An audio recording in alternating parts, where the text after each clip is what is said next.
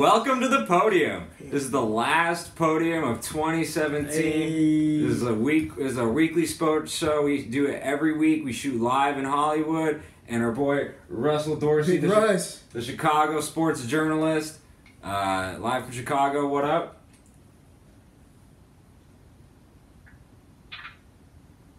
Oh. I don't think he heard you. Oh. Anyway, and we got the LA comedians here. We got Niles, Abston. It froze up. Oh, okay. You're good now. What'd you say? We got the LA comedians here. We got Niles, Abston, fresh from Mississippi. Mississippi wasn't fun? We're all shocked that Mississippi wasn't fun. We're all What was the joke you texted me? Which MS is worse? Which MS is worse, Mississippi or multiple sclerosis? It's tough choice, but you know. Well, did you have a good Christmas, Russell? Man, it was good. It's super cold here, and we got up to but no, Christmas was great. I saw that mac and cheese you was working with, man. You gonna have to send us some of that down to LA. That was good. I saw that mac and cheese. Russell said to his future wife. It's my one time a year. Right, one time. Yeah, no, I already know what it is, bro. That's what's up. Your boy out here got to throw down in the kitchen, so I feel you. holla at me, lady. That's at Russ Dorsey _. Anyway, we really do feel your pain because here in California it dropped under 60. It was a winter tragedy. We were freezing our balls off. 82 today. It's beautiful. Yeah. Thank God. The winter's finally over. It was a long winter here in California and in sunny Hollywood, but you know This is why we brave those 60-degree winters every year in LA. You know, we're just as tough as you are over there in Chicago. Man, I'll trade you your 60-degree day for a -2 anytime. Man. -2. What is -2? How do you just go below 0? That don't even make sense. Yeah, nigga, it's that cold. Like, it's not even 0 no. I'm telling you, hey, bro, like, overnight, it was like -3. So... That dog, I don't know. You could die from it. It'd be like that. That's ridiculous. Well, at least you have a great football team to root for in Chicago. Oh wait. y'all about to get what's his name? What's the coach? That messed up the Rams.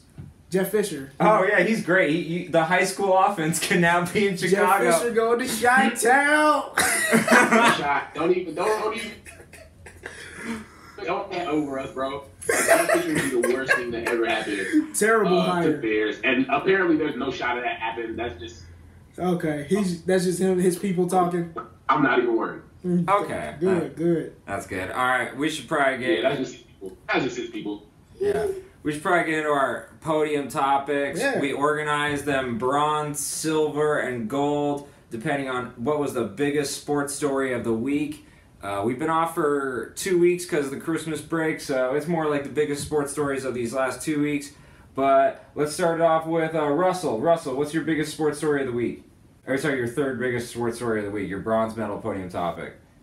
Well, for me this week, my bronze podium topic this week is the Jacksonville Jaguars, who last week clinched their first playoff spot in 10 years, and they're gonna be hosting a playoff game in Jacksonville. And you know the Jacksonville Jaguars, one of those teams that haven't been able to fill up their home stadium in a while, but they sold out of their tickets for their home playoff game. And as a matter of fact, they're taking the tarps off the top of their stadium to free up 3,100 tickets for their. And over 67,000 tickets sold for the Jacksonville Jaguars' first home playoff game since the year 2000. That's crazy. So it's a good time to be a Jacksonville Jaguars fan. I don't see them going far in the playoffs, but just the fact that they're actually there, it should be pretty in Florida. That's crazy. Couldn't even grow hair on my face the last time the Giants were in the playoffs. Yeah, I actually remember one of the last times they were in the playoffs, they destroyed Dan Marino, the Dolphins-led team. They killed us. Who's the quarterback of that Jaguars team? Mark Brunell. Oh my gosh, I remember playing with Mark Brunell on Madden. And Jimmy Smith. It was like that was in the Tom Coughlin era. They haven't been good since essentially Tom Coughlin had them, but Wow. they had a couple. They had a couple people they signed like Malik Jackson. He actually, I believe he was the one who predicted that they would go to the Super Bowl this year, and everyone laughed at him. And he looks pretty prescient right now. I think for Jacksonville Jaguar fans, they are essentially the Cleveland Browns south of the NFL. So this is until now. This is a huge story. This is really the first time, essentially in their franchise history, where they have a team that might actually make a mark in the playoffs. Because their defense holds up. Yeah. I mean, I still think it's kind of funny that they're celebrating the fact that they're removing the tarps. Right. It's crazy, but I mean, it's a big deal. Like, do you guys think this is not it's not gonna be something where it's just like a one and done? They host a game, they get beat in the playoffs this year, and then we don't hear from the Jags next year. Or do you see this as something that you think is gonna be a start of a new team that could be consistent in the playoffs over the next couple of years? I think they can scare somebody because of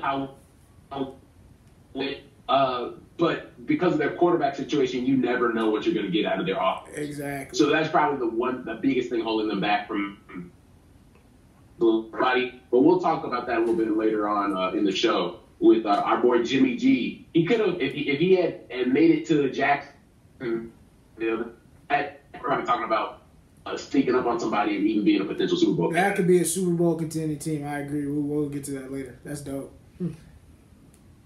Yeah, I think Blake Bortles is really everyone. That's the elephant in the room. People know Blake Bortles. Like the coach even said, they asked him, "What's the optimal amount of times your quarterback would throw in a game?" And he said 0. He was like, "If the best opportunity for us to win is if Blake Bortles throws 0 times." Yeah, and if you have an elite quarterback, you would never say something like that. So I'll give the coach credit. He at least knows what he's talking about. but the problem is like they really could have any other quarterback, and I feel like the Minnesota Vikings are kind of in a similar situation where if they have this elite defense and they have a good offensive line, and they have skill position players that are serviceable and could get yards after the catch, but the quarterback is really the weak link. Yeah. And they're one of those teams, if they're up 10, they're okay. But if they're down and Blake Bortles needs to get you some points, they're in trouble. The Jaguars cannot get down in the playoffs. They need some touchdowns on defense. They need to get ahead on the turnover ratio. All of that just to win a game because of their offensive situation. And then look at when they got in an offensive shootout with Jimmy Garoppolo, he got his ass handed to him because that was the best he had done all year, and it was against a pretty inept 49ers defense, and he still only could put up, I think, less than 35, and so he is not capable. When you get into the playoffs, you're going against some elite quarterbacks. Aaron Rodgers once lost to Kurt Warner because he only put up like 49 in a game. Yeah. This is not something Blake Bortles is capable of dealing with, and they're not going to last long in the playoffs because of it. The one thing that you could say is maybe they're going to be like the Giants, or where their defense beats up people and they keep it low scoring, but his turnover ratio is not. It's okay this year, but historically it's been pretty bad, and that's usually he'll lose you the game with a costly turnover. That's true. It's good. So, do you have anything you want to end on saying with this topic, Russell? No, that's it. I think we covered everything. We'll have a little bit more later on, though. All right, yeah, that's true. All right, Niles, what's your bronze medal podium topic this week?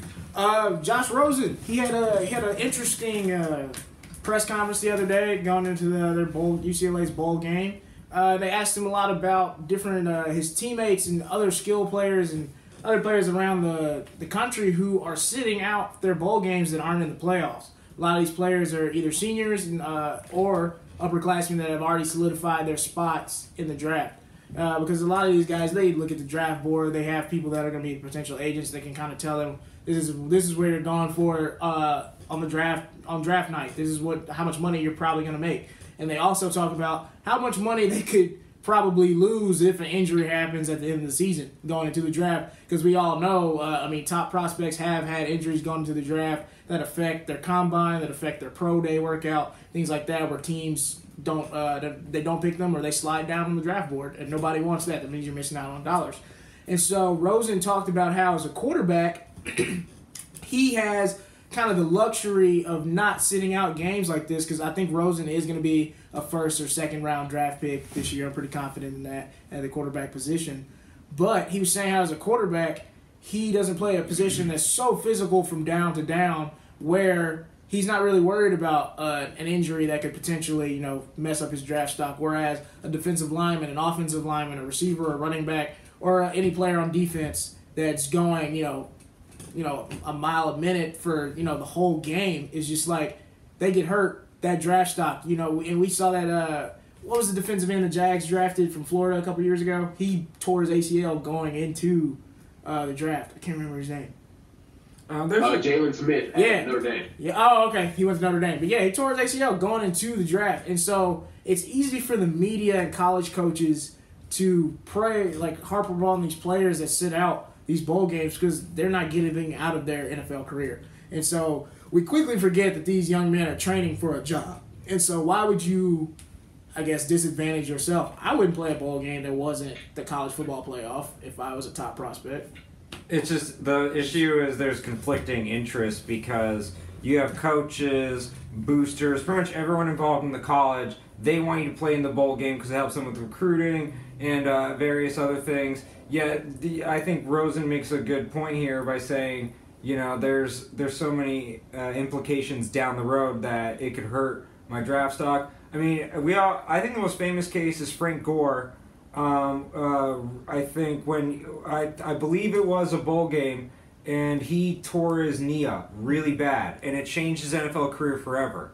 And he still looks like he's going to go to the Hall of Fame, but it was such a different career and he could have started off by making a lot more money and it did affect his earning potential down the road. Right. And so I totally see what Rosen is saying here, actually. I agree with him. He's not the one who started the trend, but you saw this. Was it with Johnny Manziel? Or there was a quarterback who kind of started this trend a couple years ago, and now you're really seeing it come to fruition. That they're not. I forget if it was Johnny Manziel or someone like that. They skipped out their last bowl game, and it was for draft purposes, and it's just been a trend that's building up. And I kind of agree with it. Especially there's so many bowls, like there's a Foster Farms bowl, a Cherubundi bowl, Kraft mac and cheese bowl. There's a bowl for lawnmowers, and so. If you're in a top 5 bowl, maybe I could see the conversation going the other way because it's a significant game. Right. But if you're in any of these other bowls that are sponsored by like food, just please don't hurt yourself over it. It's not worth it. But anyways, Russell, sorry. What do you think, Rose? No, you guys have hit the nail right on the head. I think. The easiest thing to solidify that point is looking at Jalen Smith. This guy had an excellent year and was being talked about as being a number 1 overall pick in that year's draft. Tore his ACL up in a game that didn't matter.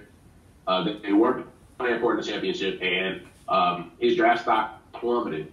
And I think the people that make the biggest deal about this, not yet more so as fans and people who have played the game in the past and really want to make it like, play yourself in a whole game or whatever. But I think if you look at it as, I have a responsibility to myself first and foremost. Right.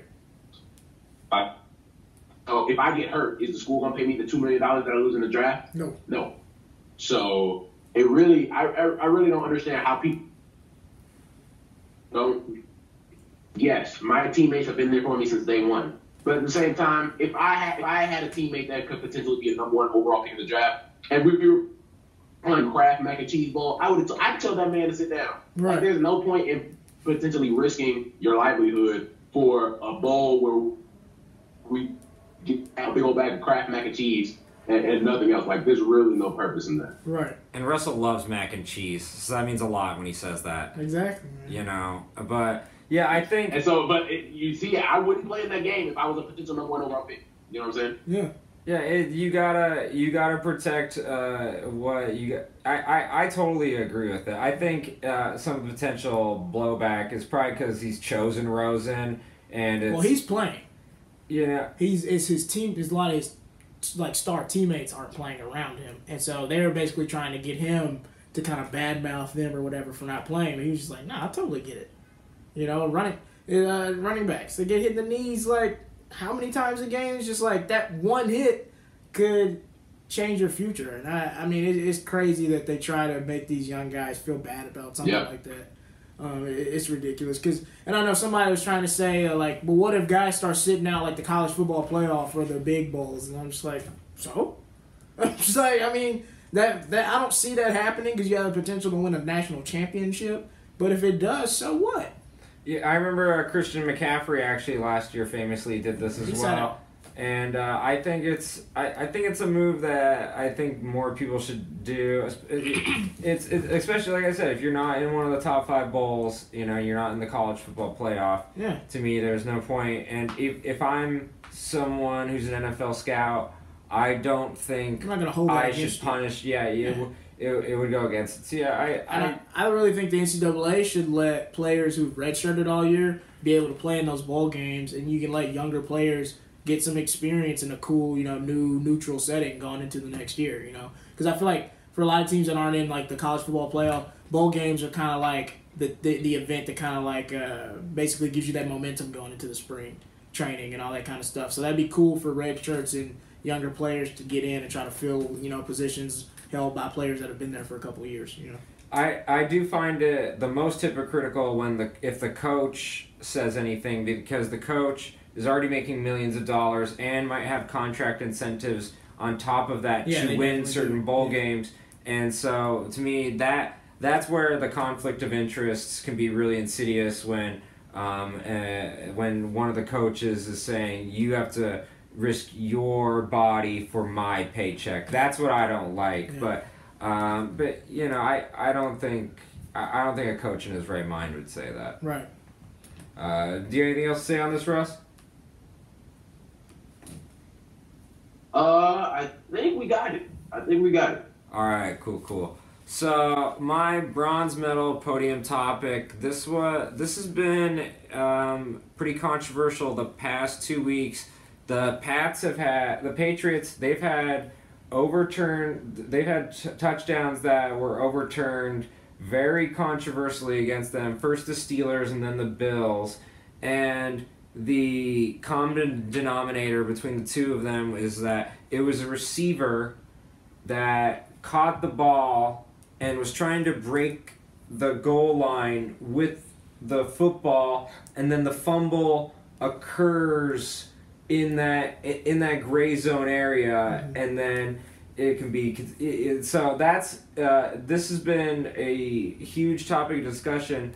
Does the NFL put too much of an impetus on receivers maintaining possession versus the running backs maintaining possession? Because the running backs, they can kind of put the ball over the goal line, and then as soon as it breaks the plane of the goal line, it's considered a touchdown. Right. But if a receiver catches it, takes 2 steps, and does the exact same motion, because they caught the ball, they are now treated differently. And it's getting to the point, like, I remember there were just 10 years ago, I could explain football and the rules to my friends. It was consistent. It made sense. Now I have trouble explaining it because I don't really understand it. There are so many inconsistencies with the rules. What do you guys think of this possession rule? Go ahead, Russ. It's really weird, and you kind of laid it out perfectly here. As you know, running backs, you know, you're a ball carrier, so it's a different rule. As if unless you make what they call a football move. Then you're at that point a ball carrier. And it's really hard, especially like that New England-Pittsburgh game where he catches the ball and immediately tries to stretch for the goal line as opposed to making this. That one little small minute detail was the difference between that being a fumble and a touchdown and just a straight fumble and that ball having to come out of it or being an incomplete pass. So it's really hard. And when you think about that play in and of itself, it was the correct. It wasn't a catch by their definition. So to the letter of the law, they made it call correctly, but at the same time, I think these offseason need to do a better job of coming up with the specifics of what a catch actually is. And I feel like we do this every year. And there's just more speculation as to, is this a catch? Is this a catch? What's completion? Where can my body go? Like so many different ins and outs as far as what a catch is that also correlates to plays like we've seen the last couple of weeks with the ball playing the goal line. Let me pose this question to you guys. Do you think at this point the replay technology is so advanced that it's creating more problems than it's helping? Because you can freeze frame it down to 0.1 seconds and you can see that, there's a slight loss of possession in there, and it's something you would never see with the naked eye. But the fact that now you can slow it down as slow as possible, you can see every slight, minute movement in the ball carrier's hands. And so now they're saying this isn't possession. And it's something, if we didn't have HD cameras and the ability to slow down the replay, they wouldn't be able to see these details, but now they can. So do you think this is just a problem of technology, or is it more of a problem of how the referees are interpreting, or the rules that the referees have to interpret? Is it the system, or is it technology? I could see where it's a good point. I think the instant replay definitely does, like, with it being so clear and so, techy now, it's just like, it kind of does make it, like you said, more murky water, more complicated of a decision. Because, like, honestly, this is the most black man in America I've ever seen to get told that wasn't possession. So, like, I mean, it's just like, that was a good one. The Steelers, like, I hate the Steelers, man. That was a catch. And like Russ said, he made such a good point, is I feel like we're having this same conversation like week 14, week 15, like every year. Like, we keep talking about, okay, well, what is a catch? They need to finally get together and say, okay, this motion, this and that. Because, I mean, there's been playoff games lost on this rule, really pivotal divisional games, and it might be a Super Bowl one day. And who wants to be the referee that F's that up? You know what I'm saying? So it's just like, this thing is, because Russ had a really good tweet. He said one day our kids going to ask us, like, what's a catch? And we're just going to be like, I don't know, dog. Like, it's just like, what? Because we have to nip this in the bud. And I'm honestly tired of seeing it and having to talk about it. Because, I mean, a lot of these is just like, if that was a running back, just like you said, sticking their hand out, as soon as the ball across the plane, they can throw the ball into the stands. Yeah, it can literally be punched in. It can be punched like in the opposite direction. It wouldn't matter. So what is the difference between the motion the receiver for the Steelers made? I don't know. Y'all love telling us that we have possession when it's not on the football field. So I think if you look to answer the first part of your question here, I think technology is, especially in the NFL as opposed to other sports as far as replay, offensive. But when they don't necessarily use it to their best advantage all the time, and by that I mean like Wimbledon, like the big events, Wimbledon, the U.S. Open, the French Open, they have lasers that determine if a ball is in or out. Right. And what first down is, this past week I've seen 4 different plays in different games where a ball was ruled not to have crossed the first down. Really on video you could see, all right, that ball passed the plane. Why can't he use things like a laser that really defines if the ball goes across? Yeah.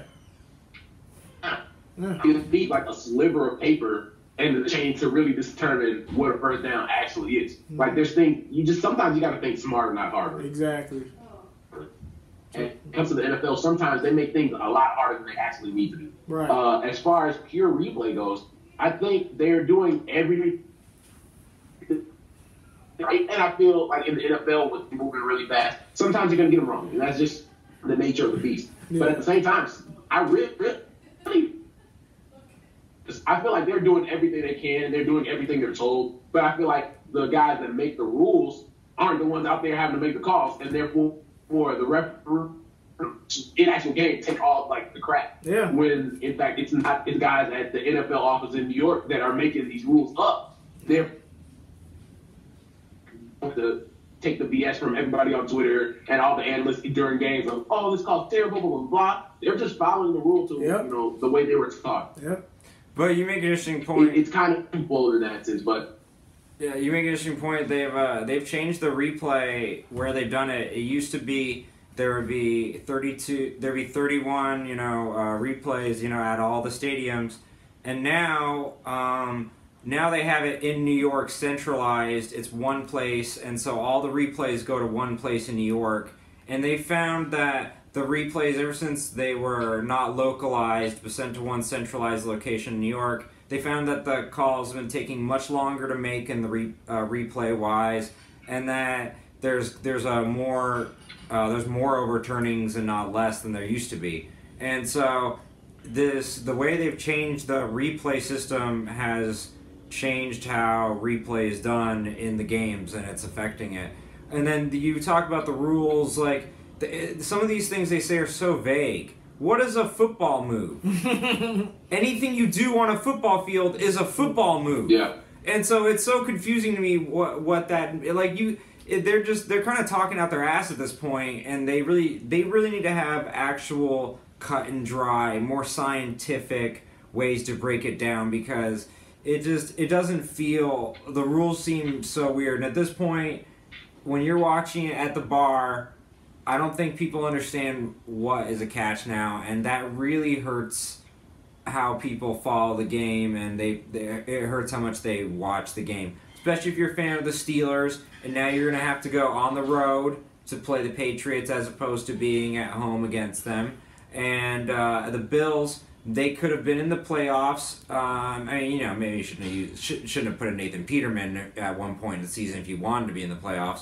But they were one game away, and that touchdown did affect them as well. And then you go back. The first time I remember this was Calvin Johnson, and that year, that one game was the difference between them making the playoffs and them not making the playoffs. And so a lot of these fan bases can get really frustrated because the NFL, it's always something so small that changes the entire game, and then that game could change the entire complexion of the season because there's only 16 games. And when you go through a whole season, it's so frustrating to watch your entire season ruined because the ball slightly moved in a guy's hands as he crossed the plane. And I think is way more than protests and all this other stuff. That's what's really hurting the NFL these days. Yeah. Is I can't interpret the rules as much anymore. And I studied the game.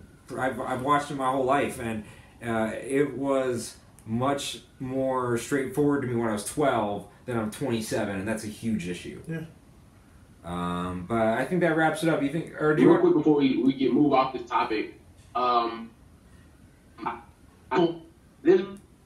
This last couple of weeks, and it sucks that this is the one thing that we're talking about.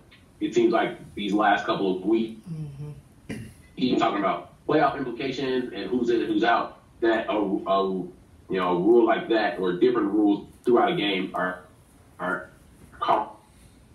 spots in the playoffs. Yeah, it takes away the integrity of the game. Yeah. Yeah, well, I think that was a great final word. Appreciate that, Russ.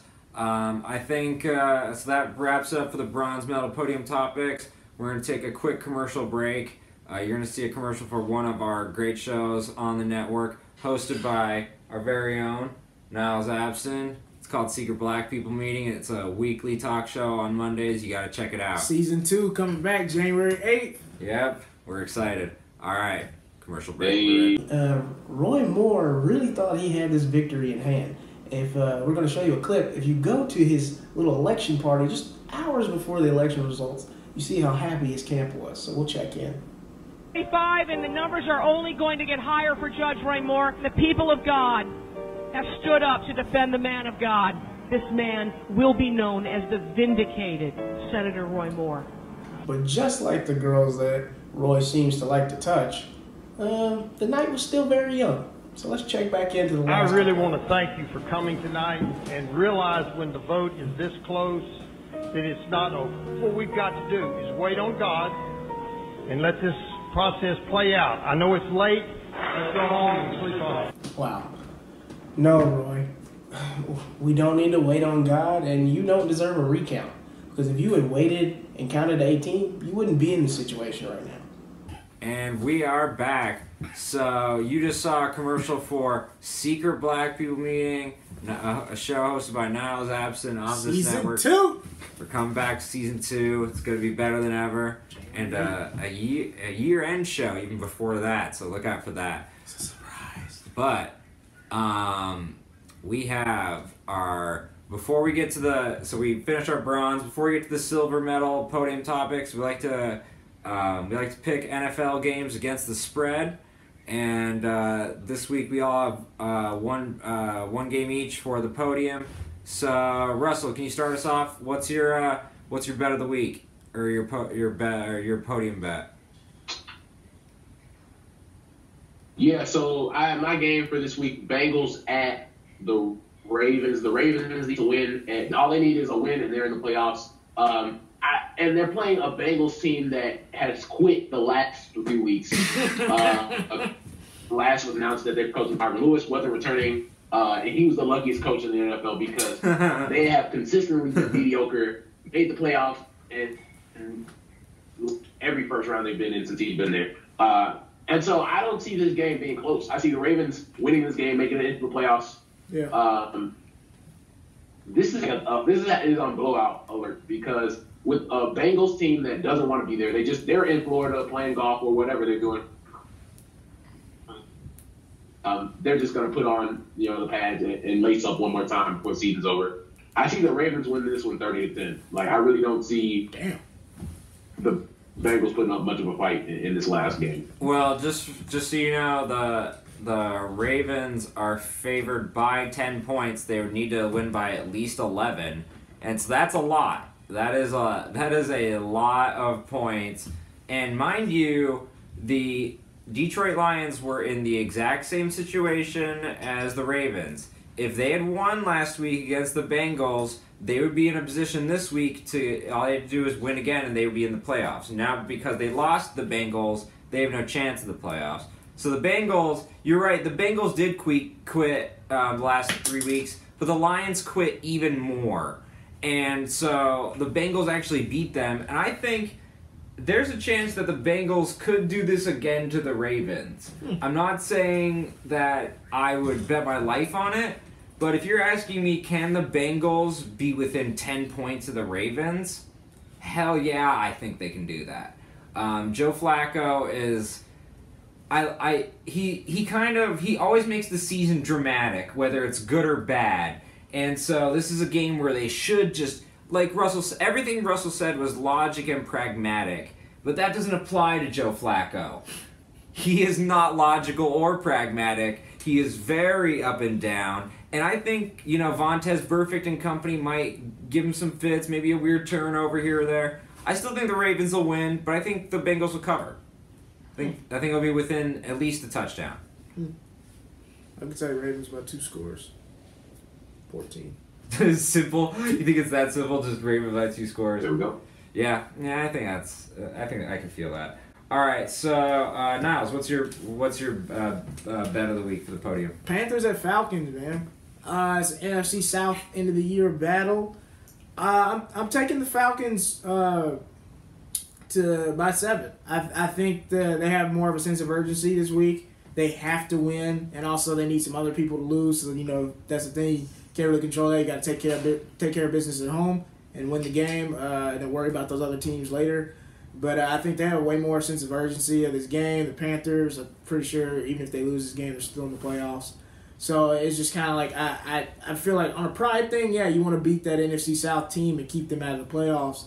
But I see the Falcons playing a lot harder. I think Matt Ryan will be zeroed in, and I see their defense playing well this weekend. So I got the Falcons by 7. Well, let me pose this question to you. And the Falcons are favored by 4 points. They're going to have to win by at least 5. If you're the Panthers, you're basically in this game, you have control of who is going to be that 6th seed, whether it's going to be the Panthers or the Seahawks. If you're the Panthers, who would you rather be in the playoffs, first of all? The Falcons. Do you think the Falcons too? Yeah. I wouldn't want Seattle to go to the playoffs. Yeah, I would be afraid of Seattle too. They've already done it. They've won it, and Russell No, Wilson. I wouldn't want to see the Seahawks in the playoffs. Yeah, so if I'm the Panthers, I would purposefully not lay down, but I would play my second stringers, all of them, and I would just let Atlanta win this one because I totally agree with you. I would much rather see Atlanta in the playoffs than Seattle. Here's what you can do if you're the Panthers. If you give up this game, you guarantee the fact that the Seattle Seahawks do not make the playoffs. Wow. And that might be a bigger win for them than winning today and beating the Falcons. Winning might be a big loss for them down the road because the NFC is so wide open. Yes, it is. And it's like 4 different teams. If you let in Russell Wilson, he might be the best quarterback in the whole NFC playoffs. Yeah.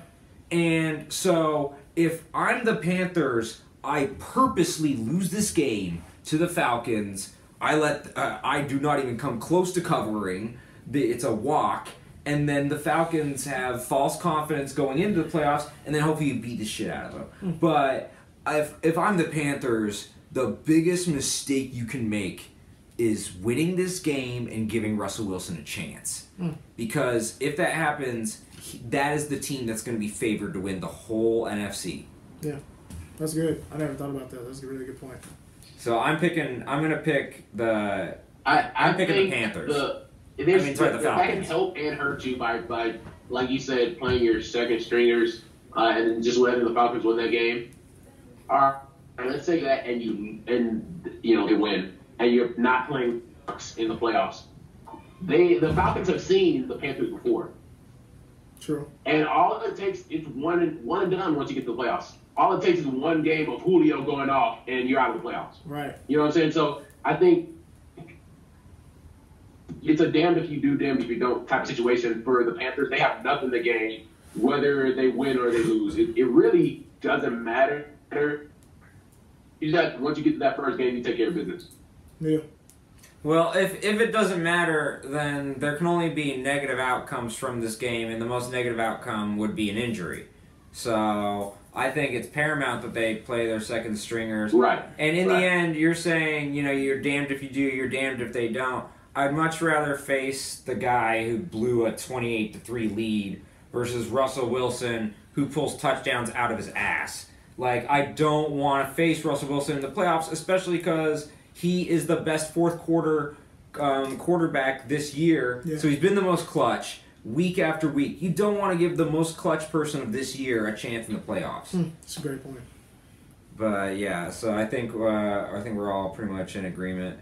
So my game, it totally correlates with the one we just talked about. The Cardinals are at the Seahawks. The Seahawks are giving 9.5 points, and I think we all assumed the Seahawks would win, but can they cover that 9.5 points? That's a hefty amount. Yeah. And this is a team that does not blow out a lot of people. I think they beat the 49ers at the beginning of the year without Jimmy Garoppolo by like 3 points. And so they consistently win by very small margins, and so 9.5 is actually risky. Who are you going to take? I would take the Seahawks because they have to win this game. I don't see Russell Wilson losing this game, but I don't see them covering. Though I was thinking maybe 6. Yeah, so you would take the Cardinals in the bet. Yeah, NFC West, those games usually don't end up in blowouts. Really tough grind out games. That's a good point too. Yeah, they're usually those rivalry games are usually closer. Who you got, Russell? I agree with Niles. I see the Seahawks winning, but I really see it being a really game like the ball last minute field goal. Yeah. That I see the Seahawks. But even though I say the Seahawks are going to win that game, their kicker, and I don't trust Blair Walsh at all as far as kickers go in the National Football League. So this could easily be a game that the Cardinals win simply because Blair Walsh is kicking for the Seahawks. Mm-hmm. Yeah, But I definitely don't see them covering half. Yeah, I agree with you guys. I think I think they could be distracted and maybe scoreboard watching or just kind of peering in on like what the results are of the other game. I think that could affect their focus in the end. And so I feel like they'll win it, but they'll kind of grind it out and make some mistakes. And so I definitely see the Cardinals covering in this one as well. So out of all the picks we just made, what do you think is the lock of the week? If you had to put one pick on the top of the podium for betting. Ravens is the lock, I think. So you're saying Ravens? What about you, Russ? I think the Ravens. I'm going to say right now, my lock of the week is the Panthers. If you are not morons, you lay down, you lose, and you don't cover. And so the Falcons would be my lock of the week. All right, so that pretty much wraps our picks. That was really good. We are now on to our silver medal topics. We organize them bronze, silver, and gold. So these are what we consider the second biggest stories of the week. So, Niles, start us off on the silver. What's your silver medal podium topic? It's big baller time, baby. It's big baller time. Shouldn't have started with you. Man, triple B's, baby. Lavar Ball saying F the NCAA, starts his own league with Lonzo, his oldest son, is the logo? Like this dude, I mean, he's just doing whatever he wants. It's called the JBA, the Junior Basketball Association, and basically it's giving top seniors that have graduated high school the opportunity to be paid to play, and they can brand themselves, make money off their own likeness. Players will make anywhere from $3,000 to $10,000 a month for like an 8-month period, and so he's doing his own league for these players that don't feel that are gonna for the those few players that could possibly go one and done, and what's the point of going to school? Where if you do get paid, it's illegally. Why not get paid and do it the legal way? And do this new thing that they're going to be playing in 5 different major cities. I think Atlanta and LA are 2 of those cities. And so, yeah, he's doing his own thing. Big Baller Brand is sponsoring the league with the shoes, the jersey, everything. I'm pretty sure they're going to be working on some kind of TV or streaming deal. The Ball family already has a show on Facebook. And Facebook is now monetized their content with advertisements. So this could be something where these games, I think he said 8 teams, these games could be live streamed on Facebook. So it's just, I don't know. It could really be something well done if done right. And he hasn't really messed up yet. So I'm interested to see what's gonna happen, because you have these guys like, look at Bagley for Duke. Did he really need that 1 year at Duke? He could be playing on the Magic or the Bobcats right now. The dude's amazing. And it's just like, there's multiple guys like that. There's guys, I feel like that could take this gap year instead of going to college and, hey, no, why not get paid? And I can actually, sell shirts with my name on it and stuff like that. Just little things like that. Why not? Well, I think all 3 of us agree that the 1 year between high school and professional, it's ridiculous.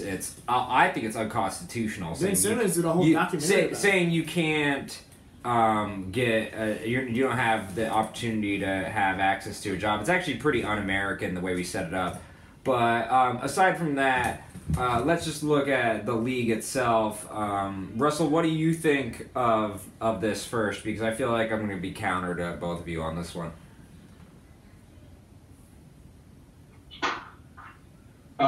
I think, I understand LeVar Ball's mindset a little bit more than a lot of other people do as far as madness. Still don't agree with some of his methods sometimes and how he does things, but I've always seen as the braggadocious ego nature, and I've always understood at least what the goal was in this whole thing. And he's really good. So I think this does have a chance to be successful if, like Niles said, if they do it right. I don't know how about, just because I haven't seen it done before.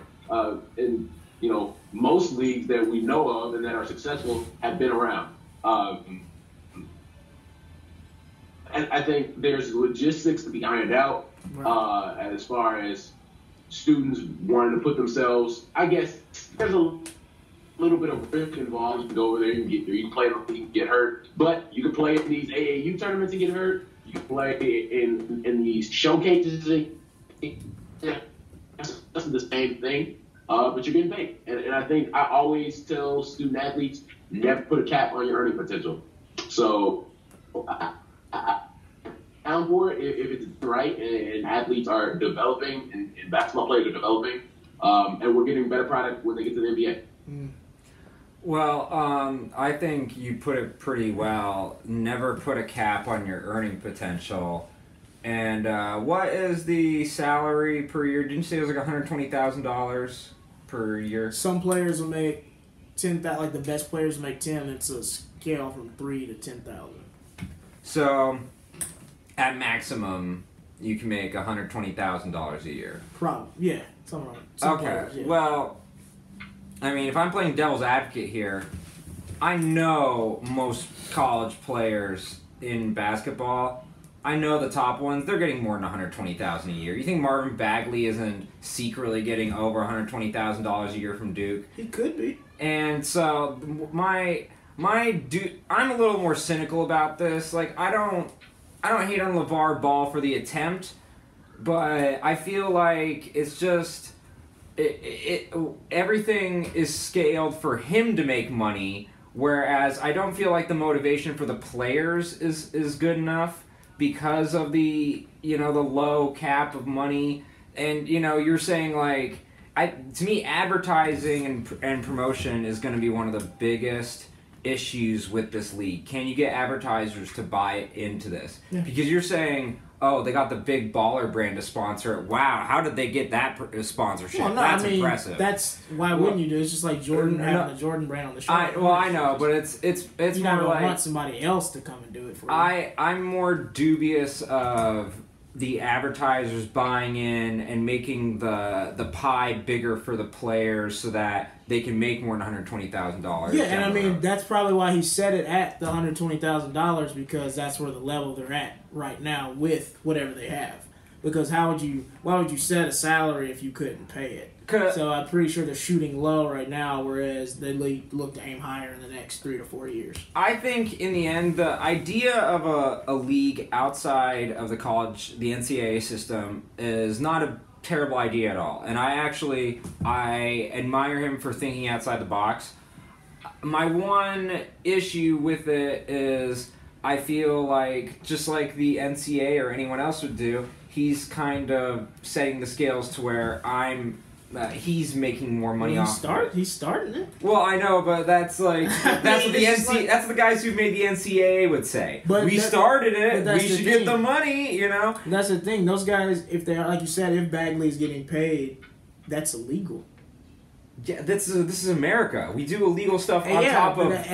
But does that make it okay? And when you see, and it's just like I see the stigma of black athletes that do accept these gifts and these things like that. Like, look at Reggie Bush. Like, the respect for him and, like, his aura, like, his image, all those kind of things was tarnished by this whole USC allegation thing. Look at Pete Carroll. He's fine. Mm-hmm. And no one talks about Pete Carroll like they talk about Reggie Bush.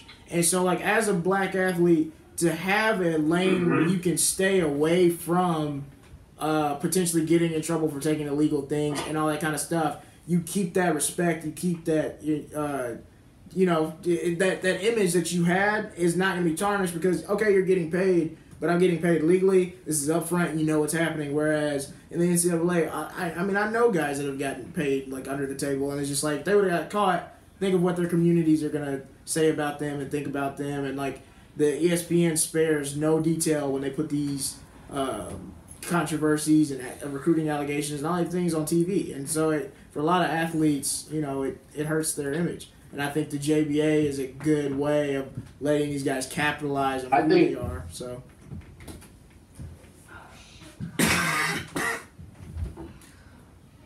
What you say? Or you're going to go ahead, Russell? Go ahead. Oh, my bad. I was just going to say, I think the one thing that we talk about a lot, often on this show, NCAA is a $1 billion machine. Right. Right? So if you think about anything that's good or to compete with that, people are going to say, well, college, education, they're at these fine schools, they're going to go to the league anyway. But at the same time, it's just like, I have to try something else. Especially if you're not going to want to go. If you're wasting somebody else's spot in class. Like watching athletes to these class stuff if they're only going to go for a year. And when in the NBA, players, they get, business classes, different classes or courses that'll help them better transition into life as an adult with money, as opposed to a psychology use or a humanities class that they won't use. Yeah. And I think it's a lot better, especially if they do it like that and educate guys on economic, how money works and how to put which they said that's what saving and budgeting and things that come after your life to get money, because you're a totally different person. Yeah. You're not some broke dude on the block. You're the dude with money that everybody wants to be. Exactly. So I think that's a transition that a lot of guys don't know how to make. Exactly. So much money after getting into I think if you do that right, and that's some of the things that Lavar can implement. That's and that's the thing. He has a son. Just because I want the best for these guys, but it's, who knows? Right. How many presidents and commissioners of leagues have a son that actually has made that jump? That he can say, yeah, we know these kind of people will come and talk to you. Stay away from this. He's actually going through that with his son, And so I feel like he has a cool insight on this world of basketball that other people that would start a league or be the president or commissioner of a league don't have. But I could also play devil's advocate and say maybe he's creating this league because he knows the Lithuania experiment is going to be terrible and he needs an escape hatch for the fact that his two kids are not going to have any place to play soon. If this is the plan B, it's a pretty damn good plan. The thing that did convince me with what you said, and I do like this argument, is what I was saying was under the table, you're going to make more money. Yeah. But what you're saying is, well, if they're actually being paid a salary that's legal, it's not under the table, and then maybe if this league grows to the point where you can get endorsement deals, and then you can add on top of the salary, then I could see the argument.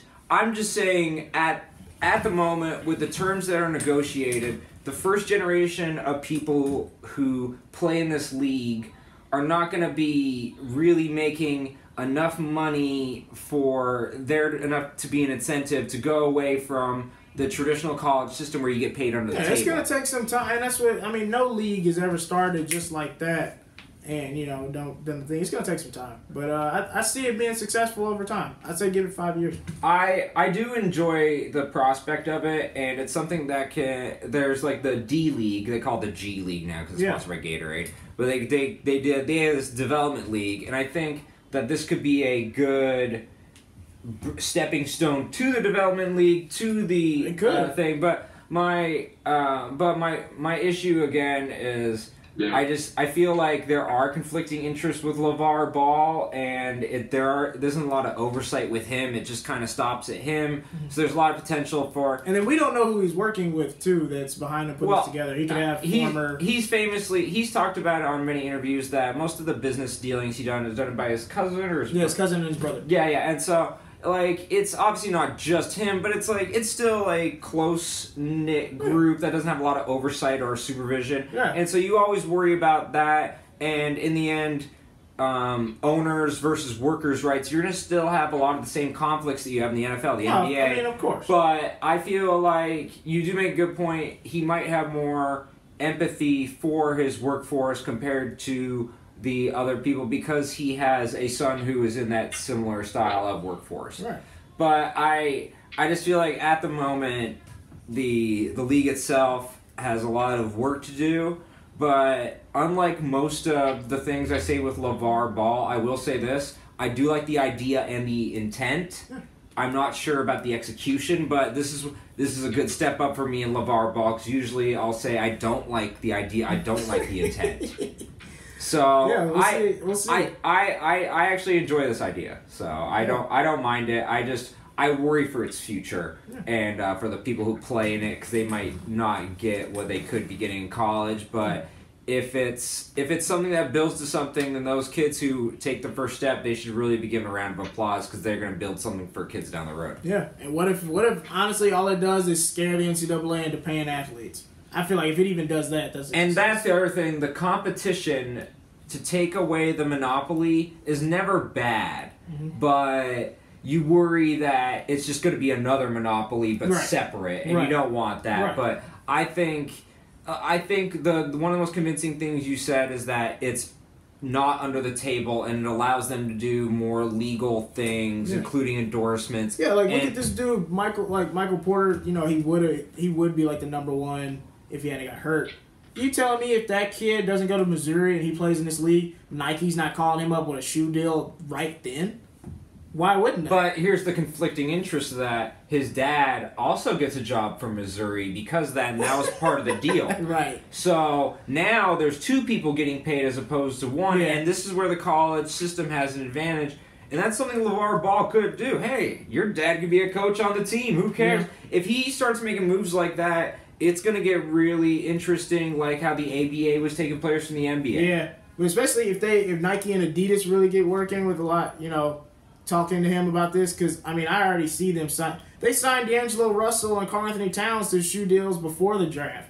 So, and I'm just like, they were solid draft picks before they even put their college jerseys on. You telling me these companies already don't know who they want to sign to deals? So I'm just like, they could be playing in this league. Okay, yeah, you're only making $8,000 a month, but you just signed a $10 million deal with Nike out of high school, and you can do that because you're a professional athlete that owns their own likeness. The NCAA can't offer you that. So it's just gonna be interesting to see. It'll see like who they work with, what they do. I just feel like the possibilities are kind of endless with it. So I'm excited. I think it's summer 2018. Yeah, but in the end, what this could lead to, which is the most important aspect of this, is the elimination of that 1 year gap between high school and professional. Yeah. And it's, just to go over it really quickly, it is something that is unconstitutional. You're telling an 18-year-old who is an adult, you can vote on the presidency, you can go to war, but you can't choose to enter a workforce. At your own risk, by the way. Yeah. They're not saying you're guaranteed to be picked at all. Yeah. They're saying you are taking the risk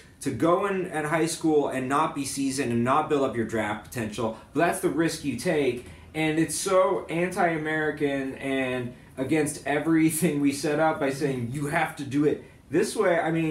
There's a lot of people who scream socialism on a lot of other stuff, but this is truly socialistic, how we do it. But, I do think it's funny that Lonzo Ball is the logo. It's dope as hell. I wish it could have been like Jello getting a steal, sunglasses, putting them on, that's the logo. Yeah, man. They it'd be funny if they came out with like some big baller like sunglasses, the Jellos. They need to do it. I'd buy some just for principle. And then the joke is like you get a 5-finger discount on it. Right, yeah. Hey, Lamar, we selling you marketing plans, bro. Do you have anything else to say, Russell, or you just want to shake your head at the idiot comedians? Russell, no, he team BBB. He knows. I'll get you a shot. Right. I'm gonna get you a shot. We've been team Triple B for a while now. I'm team Triple B's, baby. I thought you were team BBW. Hey, chill. We're not gonna talk about that. That's my outside life. We're not gonna talk about that. All right. Russell, what's your silver medal topic this week?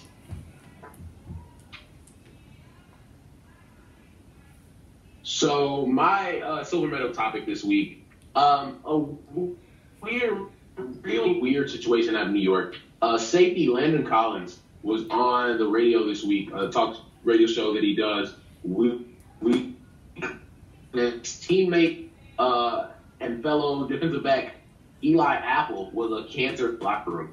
Now, Eli Apple, first round, has been having a rough 2017 season. After he had a really good, solid rookie year last season with the Giants. Had struggled, had got benched at one point, and even been suspended, I believe, for a week earlier in the season. Yeah. That left field from Collins, who apparently has been having some issues with Eli Apple for a while now. And you don't hear, when you get called a cancer, like that's a really bold statement to make at a teammate, especially. Usually you hear that from a former teammate or never from a current team. So, here, Collins has been somebody who's been in the league for a while. He's gone to a pro. He's kind of some better safeties in the league. But for him to come out and call Eli Apple a cancer, it was a really big deal. And would never refer to Apple as by his name. He always said either that top pick or that other corner. But he always saying Hopkins, who's one of the fellow corners on that Giant secondary, or Dominique Rodgers-Cromartie, but the top pick or that other corner. So really, you're like, hey, I'm not talking about these. You know what I'm talking about. Yeah, it's just not cool. So then yesterday they have Landon Collins apologize for the whole thing. They suspend Eli Apple for a game, the final game of the season, for conduct detrimental to the team. Yeah. And apparently reports are saying that Eli has had some family things going on for a while, and that this is just something that they just felt they needed to do. And Eli Apple, most people probably don't know Eli Apple that well, but Eli Apple, when the draft came around, people loved him because his mom was a manager and all that, and his mom would be the one talking in interviews and on the red carpet with him, which is cool. I mean, to each his own, but something that has had something to do with all these issues off the field.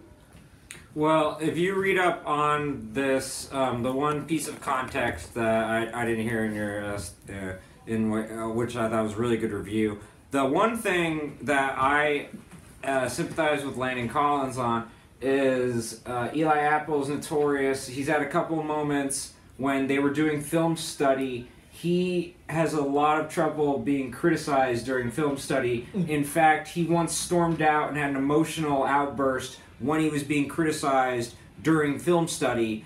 And that is a vital part of the game. You have to learn from your mistakes. And what Landon Collins is saying is that he didn't have the emotional maturity to be constructively criticized and told, this is how you get better, these are the mistakes you're making. And what he was saying with the mom stuff, he was saying he's hiding behind that excuse, the fact that his mom had passed, to the fact that he's not very emotionally mature. Yeah.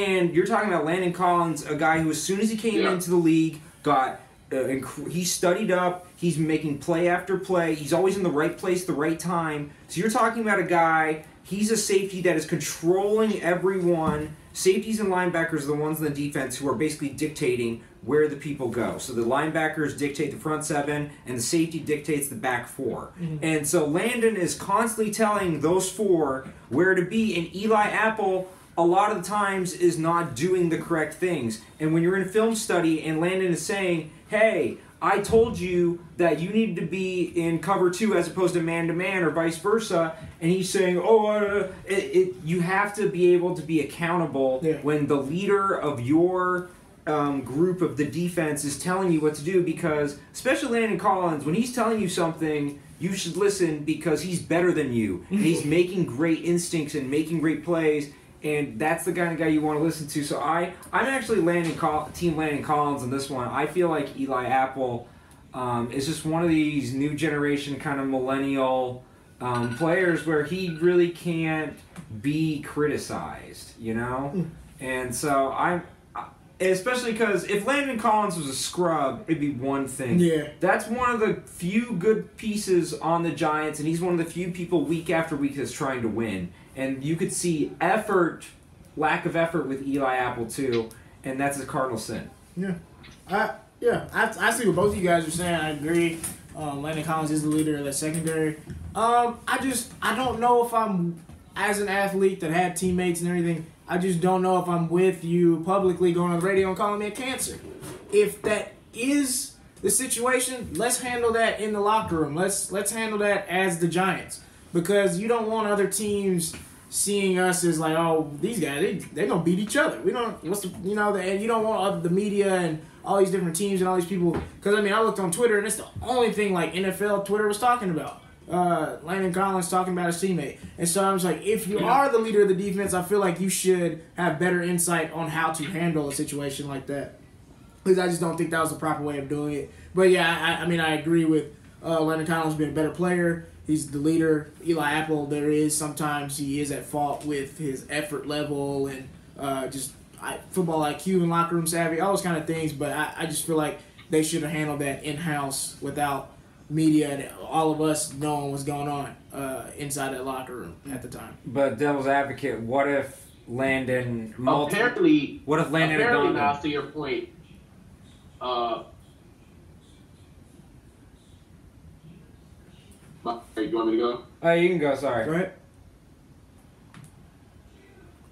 No, real quick. I was going to say about doing it privately as opposed to publicly. Apparently, Landon Collins had been trying to pull Eli Apple aside for a couple of maybe a month now, and just talk to him about some things, and Apple brushed them off. Okay. Like it wasn't a big deal, or kind of ignored them. So I guess for a while you're probably just going to go off and do it. And I agree with you. It's probably not the best way of going about doing that, but if somebody is only in his second year, and you're just only trying to help him to help the team, and he kind of blows you off, I guess that does get frustrating eventually. No, I totally get it. I didn't know that was the situation. That's crazy. But yeah, it's one of those things. Depending on how much of the story you hear, you could take both sides. Yeah. And that's the issue with how reporting is done today. If you don't hear some of the details that Russell or I said, you might be on Eli Apple's side. Mm-hmm. But once you get the full story, I feel like most people will be on Landon Collins' side, but I don't feel like a lot of people are getting the full story. Right, they just say that's so common. He called so-and-so. That's so common in today's sports journalism. You don't hear the full story, and it's kind of a shame. Right. But yeah, I think that about wraps it up. My silver medal podium topic, my baseball team, Shohei Ohtani, signs with them. The Angels were the only team that told him he could hit and pitch, and that was the deciding factor. And so he is definitely going to do both. And what do you guys think about the prospect of everyday player who also pitches? Do you think that's going to be a trend going forward in baseball, or is this like flash in the pan and we'll never kind of really see it again? I don't see it as a trend. That's like high school ball, bro, where like the best player like does everything. I just feel like Major League Baseball is so competitive. I just don't know how you could be elite at both. You know what I'm saying? I just feel like so much goes into being a utility player. Like, I mean, this guy's cashing off being a utility player right now, and that's what they do. I just don't know if you could also be elite in that area and also elite as a guy in the bullpen. And my thing is, I'm a fan of never half-assing anything. I want be elite at one of them. Like, it's cool. I know a lot of guys that went to go play college ball. They could hit the ball pretty well. It's like, dog, you got an arm pitch. And so it's just like, I think Ohtani should be a pitcher. Like, I feel like that's what he should do. I guess, in certain implications, if he does have to pinch hit or something like that, that'd be cool. But I think he should focus his talents as a pitcher. The MLB season's so long, there's so many injuries, it's so competitive, I just don't see him being elite at both. And if you can't be elite at both, what's the point? Well, it's the Los Angeles Angels, and I can tell you firsthand, they're not elite at a lot of positions. They could use, if he's average at both, that might be better than what we have across the board in a lot of spots. Yeah. And here's a perfect way to solve depth. I'm a hitter and a pitcher, and he's in the AL where he could play DH as opposed to being a risky position. He could just hit and then be a pitcher, and that might bode well for you. I mean, I could see this working. The do this conversation reminds me of, I know it's apples to oranges, but I remember when big guys in the NBA first started taking threes. And it's like, no, you should only post up. There's only one style offense that you should do. You can't do both. You have to be elite at one skill. You can't be elite at both skills. And then you see the game evolve, and you see guys like Kristaps Porzingis or Joel Embiid who are hitting threes at 7 feet. And my devil's advocate question is, do you think this guy could really be like the next evolution? Because I really see this in the future, because in LeBron and Magic, they played all five positions. You know, and I could kind of see that. I'm not sure if this is the kid, but this might be the kid that starts something. Maybe. You know, what do you think, Russ? I'm going to talk about your point you just made about the whole basketball field. It's hard to compare basketball with baseball for the point that baseball is so specialized as opposed to basketball. Basketball, you're doing the same thing for the most part, except your range is expanded. In baseball, pitching and hitting are two totally different things. And like Niles said, they have to grow up doing both. But at the same time, like he said, it's guys who have never made it to the Major League Baseball and their entire lives. So, and doing one thing, let alone two things. So it's so hard to be elite at one, to come over,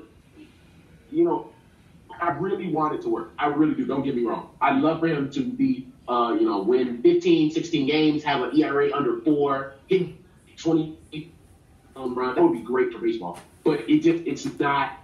Until I see it happen once with a guy where it's successful, I'm going to be a skeptic. Yeah. For the pure fact that you're going to slump in both. And how does a slump in one affect the other? Especially because I think position players are more valuable than pitchers anything. Yeah. Because you're playing every day. Right. And that's where I feel like if he, at what point do they pull the plug and just say, all right, you're just going to be a hitter now? Or just going to pick. Where does the line get drawn as to what they specialize in that? And then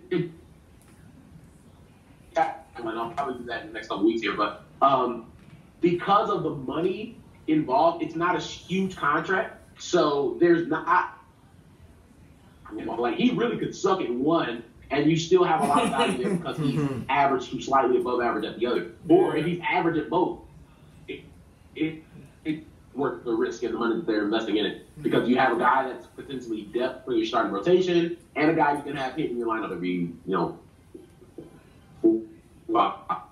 Hopefully he's not ass at both. I mean, I think it's an advantage for the Angels. Hopefully he's not ass at both. No. I think it's an advantage for the Angels because in the end, like Russell said, even if you want to pull, it's definitely an advantage for him. If you want to pull the plug on one of them, you get a scout on both of them. You get to see a large sample size of what he's good at on both ends. And then you could decide, or maybe I want to specialize him. Or what if, here's something people haven't talked about, and I think is fascinating. What if he's a really good hitter and a pretty good pitcher, and then they save him as like a reliever once in a while? Yeah, that's what I was thinking, maybe a bullpen. I didn't see him as a starting pitcher at all. I was thinking, if this worked, I could see him in the bullpen and he plays as a DH. So you could never see it where he's a starting pitcher and a hitter? No. So that's the line you draw. Yeah, I can see him as a bullpen reliever and a DH. I don't really see him as a starting pitcher coming in and hitting over 200 or something like that. I just don't see it happening. That's a lot. I feel like they're going to limit his innings his first year anyway. So I don't know what that cap is for his innings limit, but I feel like I don't see him ever getting to a point where he pitches 200. And if he does, more power to him. That's great for baseball. But I just don't see this being a thing where we're like, we got because if you look at a guy like Brendan McKay, who was the first baseman / pitcher for Louisville last year, who the Tampa Bay Rays drafted, they're trying to do the same thing. But who knows where that goes? He's a really good, he's a really good hitter, one of the best hitters in college baseball, and one of the best pitchers. But after a while, it's hard to make try to get yourself. I don't see him making a career. Develop yourself to a point where I'm the best at what to do at both. It's hard enough to do one. Yeah.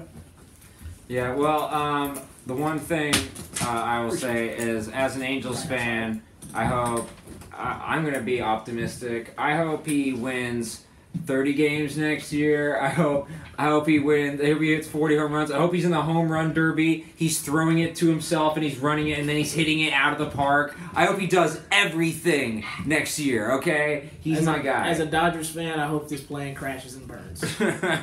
As an Angels fan, I will assure you that it will. Mike Trout to the playoffs, I'm down. That's what I'm saying. I'd love to watch Mike Trout more. Yeah, that's the one thing is I really hope that, Mike Trout deserves someone who is like kind of close to him where it's like this is the one person who could challenge him to be like the best player in the league, someone who isn't just like elite at their position, they're doing above average at 2 positions. That could be the one thing that could challenge Trout, but trust me, he wants someone good in his team. So he's welcoming this. Yeah, I'm sure. So I'm excited, and Mike Scioscia, one of the more creative coaches in the league. I'll tell you that right now. It's either him and Joe Madden. Yeah, and it'd be cool if he was a winning coach, but he won one with here's the thing about him. He reminds me a lot of my favorite coach, Jerry Sloan, in that really didn't have as much talent as his competitors, and usually raised the level of his talent. And in the end, for a smaller market, like it may be the LA thing. It's not really LA. Yeah, exactly. They're always considered number 2 here. Right. And so for him to do anything, I mean, they have won the Clippers they've won a championship more recently than the Dodgers have. Hey, so, last time you guys won it, it was an old man, hitting down here. Oh, it's a miracle! And then, we did it. We had the rally monkey. We were a lot cooler. Y'all suck. Y'all suck. We do suck. We do. But this is gonna change because we have a Japanese Babe Ruth. So I'm excited. But we're in I think that wraps up for the silver medals, right? That was really good stuff, you guys. We're about to see a commercial. You may have seen him interrupting some of our shots, walking by us. He is Arthur Hamilton, the host of Blunts and Brunch. You just gonna go for him? He hosts one of the best shows on the network. You gotta check it out. Here is a commercial from his last episode with the lovely guest Courtney Banks. So check it out.